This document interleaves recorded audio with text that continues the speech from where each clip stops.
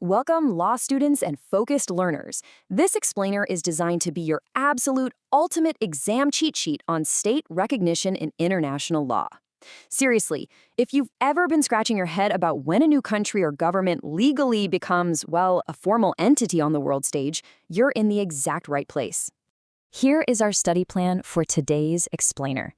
1. The basics of recognition. 2. De facto versus de jure.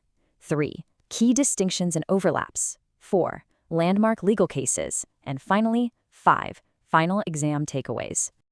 All right, let's dive right into Section 1, the basics of recognition.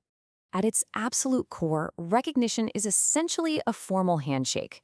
It's the act where an already existing state looks at a brand new one and says, "Yep, we acknowledge you exist." It's this fascinating blend of legal obligations and political policy.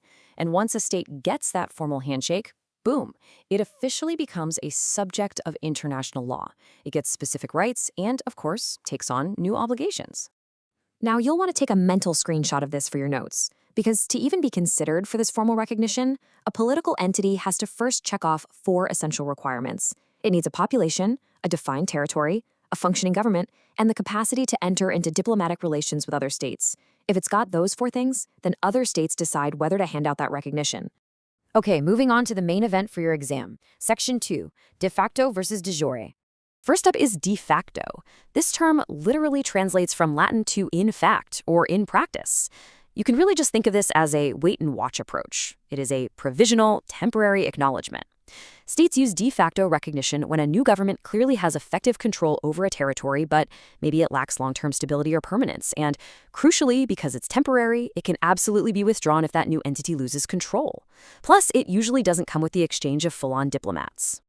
On the flip side, we have de jure, which translates to by right or legal. So unlike the temporary wait-and-see vibe of de facto, de jure is the permanent, irrevocable acknowledgement that a state has fulfilled all its international legal requirements. The recognizing state is completely satisfied. They're saying, yes, this new entity is stable, it's permanent, and it's willing to fulfill its international obligations. This is the big one. This gets you full diplomatic relations and the exchange of real ambassadors. Let's look at Section 3, key distinctions and overlaps. What's super interesting here is seeing exactly how these two concepts compete, contrast, and surprisingly overlap in legal practice. This table right here, pure high-yield exam material. Notice the stark contrasts. By nature, de facto is provisional, while de jure is final. De facto only gets you lower-level diplomatic agents, but de jure gets you the full ambassadors. For asset succession, a de facto government cannot claim state property located in the recognizing state's territory, but a de jure government, they can claim all state assets abroad. Treaty making is pretty limited under de facto, but full under de jure. And finally, stability. De facto can be revoked basically at any time, whereas de jure is permanent forever unless the state actually goes extinct. But beware, because professors literally love to trip students up on exams with this next part. Despite all those big differences, you have to remember these 3 specific areas where international law treats both forms exactly the same. First, both have a retrospective effect, meaning the recognition actually dates back to when the government took power. Second, foreign courts will respect the valid internal acts and laws of both. And third, both enjoy sovereign immunity from being sued in foreign courts. Seriously, lock those 3 overlaps into your memory right now. All right, let's see how this works in the real world. Section 4, landmark legal cases. Imagine sitting down for your final and seeing this essay prompt. Can a British court recognize the acts of an unrecognized government? Well, this leads us directly into our first landmark case, A.M. Luther v. James Sagor from 1921. Let's break down the timeline. It's like a giant puzzle. In 1917, the newly empowered Soviet government nationalized a sawmill in Russia that belonged to a guy named Luther. A few years later, in 1920, they sold that timber to a defendant named Sagor over in the UK. So Luther sues in England. His argument? The UK didn't recognize the Soviets when they took his mill, so legally it's still his timber. But here's the twist. In 1921, right in the middle of the lawsuit, the UK suddenly goes ahead and grants de facto recognition to the Soviet government. So what's the judgment? The Court of Appeal ruled against Luther. And here is your exam takeaway. Because recognition has a retroactive effect, the UK's de facto recognition retroactively validated the internal acts of the Soviet government dating all the way back to when they assumed power in 1917. The nationalization was deemed totally valid. Let's look at another classic test example.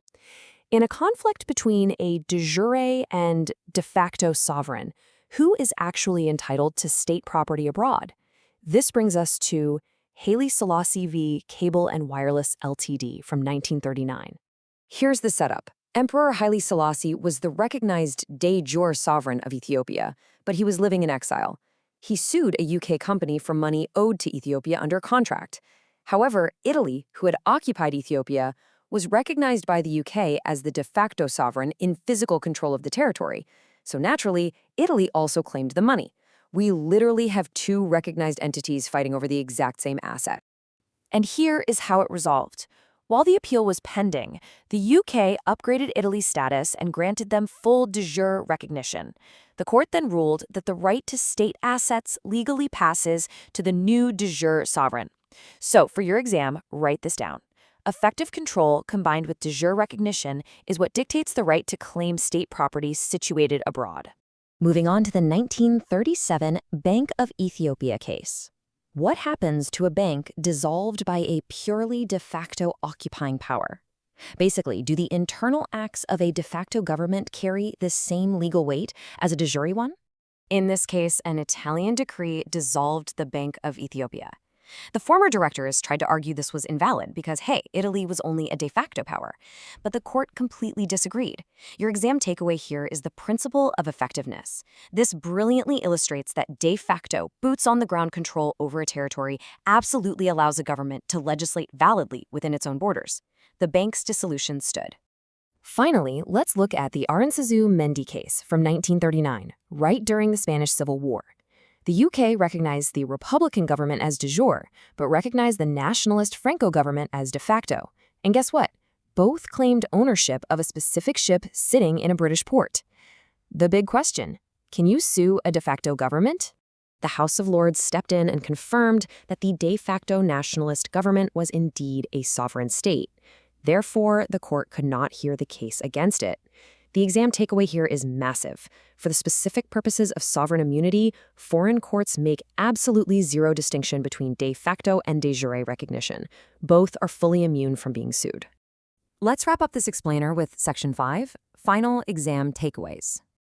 Always remember that while de facto recognition has immense practical power internally, thanks to that principle of effectiveness we just talked about, de jure remains the absolute gold standard. It is the coveted prize. Why? Because it grants permanent global status, full access to state assets abroad, and full diplomatic privileges like exchanging ambassadors. But I want to leave you with this final, somewhat provocative thought for your exam essays. We've seen that the law grants retrospective validation, honors internal legislation, and gives sovereign immunity to both de facto and de jure recognized governments. So if the functional legal treatment is actually so similar in practice, is the ultimate distinction between them truly legal? Or is it purely a matter of political and diplomatic strategy? Chew on that as you study. Thanks for learning with me today, and good luck on those exams.